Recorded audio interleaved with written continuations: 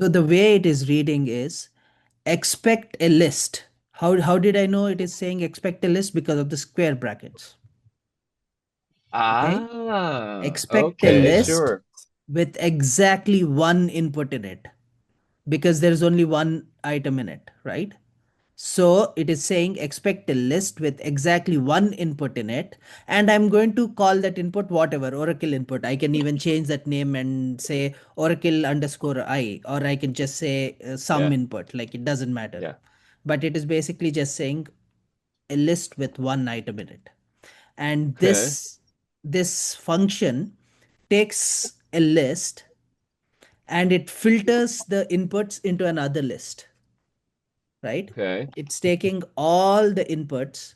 It is checking which all inputs has the Oracle NFT policy, and it is giving a filtered list. Okay. And we are saying that okay. filtered list should only have one item in it.